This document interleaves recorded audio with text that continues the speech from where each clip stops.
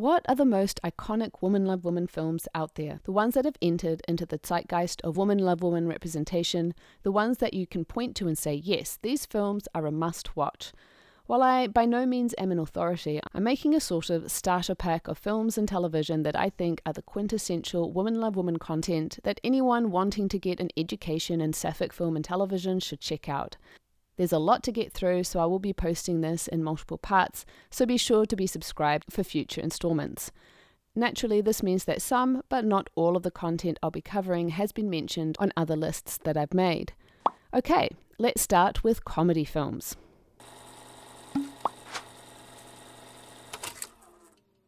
Starting with rom-coms, we have a small but beloved collection of films that range from the pretty generic genre film to something a little bit more nuanced.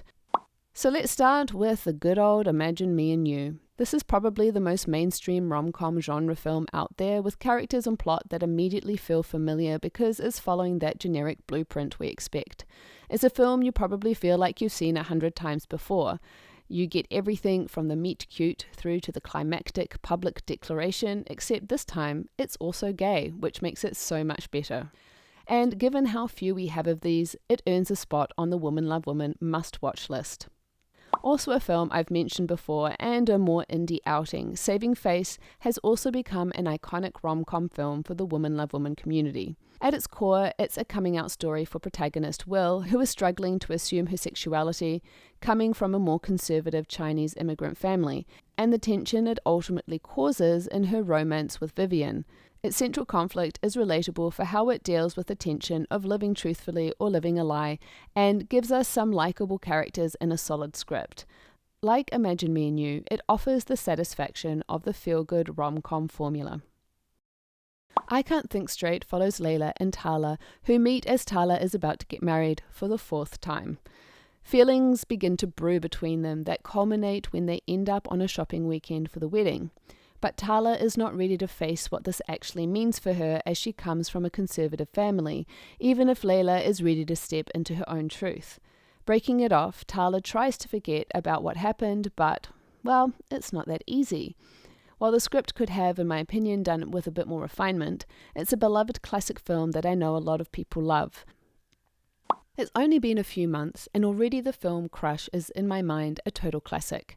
It's the teen rom-com that we deserve, based in a world where there be a lot of gay women, homophobia doesn't exist, and it's all about realizing that the girl you've been crushing on since forever maybe isn't the one for you. No, instead, it's the twin sister, who you've been forced to get tutored by, and it turns out that she's a pretty amazing person. There is no great big bad. It's sweet, funny, and wonderfully acted. It's the kind of film that I think is important for young queer people to have growing up, just like our straight counterparts have. Is this a rom-com, or is it a drama? Well, I'm putting it here. Back before Laurel Holman took on the role as Tina in The L Word, she made a foray into queer cinema history with the incredible adventure of Two Girls in Love. Here she plays the baby butch Randy living with her gay aunt and girlfriend and working at the gas station after school. One day she gets talking with Evie while at work, and it leads to them developing a friendship that slides into something more. Along with it comes all the trials that figuring out who they are is, and how to be together while living in a community that isn't necessarily that accepting. It's a sweet indie film that speaks to where the queer narrative was back in the 90s, and it's an important queer film to see. This delightful and well-made film follows Ricky, a trans bisexual woman who is living in a small town. She is set on going to fashion school, but as she waits to hear back about her application for study, she hangs out with her best friend Robbie and works as a barista at a cafe. When Francesca walks in, a relationship blossoms. This film makes the list for 2 reasons. It's a delightful film, which alone earns it a spot, but it's also an incredibly rare film that features a trans protagonist. So I say, go watch it. But I'm a Cheerleader is a campy satire which is beloved in the queer community. It follows Megan, who is carted off to conversion camp when her conservative family stages an intervention because she doesn't enjoy kissing her all-American boyfriend and prefers to stare at her fellow cheerleaders instead. Realizing that she is a homosexual, she throws herself into becoming straight, but she doesn't count on falling in love with her fellow campmate Graham. While the story is sweet and pretty tame, at the time it came out, the movie was seen as too unabashedly queer, and it was panned for its garish colour scheme, which was all part of the narrative around sexuality and gender constructs forced on us by society. It's since built a niche fan base amongst the LGBTQ, and it really is a must-see. Speaking of campy, D.E.B.S is a spy comedy romp where a sorority of spies in training get embroiled with the known supervillain Lucy Diamond.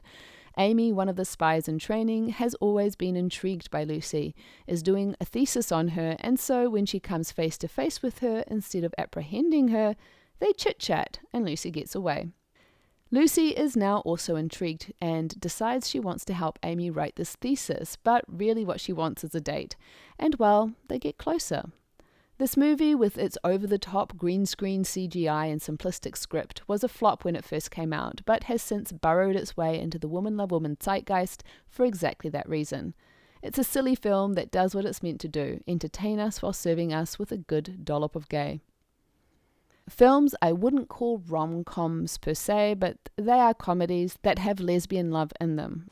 Based on historical accounts, the star-studded dark comedy is quite unlike any other on the list.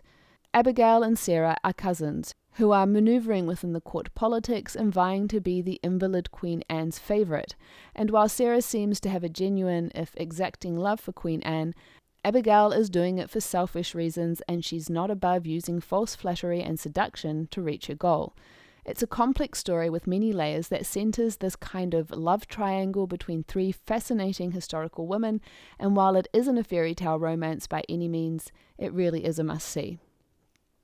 Booksmart is a coming-of-age buddy rom-com where Amy and Molly are determined to finish out high school by doing all the shenanigans they never got up to because they were too busy studying. They decide to party. Amy is also gay, and she decides to do something about that to mixed results. This is a really good movie with excellent cast and a smart script, a rare gem of a gay movie. Moving on to musicals, and quite honestly, I don't know a lot of musicals with lesbian stories centered at the heart, but this is what I've got for you. The Prom is a screen adaptation of the stage musical where Broadway stars, off the back of a play that flopped, decide to take up a cause. When they hear about how Emma's prom has been cancelled by the PTA because she wants to bring a girl as her date, they set out to help her with plenty of razzle-dazzle. It's a fun film and it's a star-studded cast. It does run a bit long in my opinion, but the finale number did get me all emotional, and it's really the only lesbian-centered musical film that I know of. Because while Rent precedes The Prom with lesbians in it, they are not the protagonist of that story. What it does have is Idina Menzel, the star of the very subtexty musical Wicked, as a bisexual Maureen who has a girlfriend. It doesn't get a whole heap of screen time, but it's there, and given how anemic this portion of my list is, it makes the cut. If you're into musicals, this popular musical is well worth a watch. That's it for my list of essential woman love woman comedies for the Saphics looking to get an education. I'll be doing a part 2 for the more dramatic movies, so if you're interested in seeing that list, click subscribe and turn on the notification bell. Until next time, lady lovers.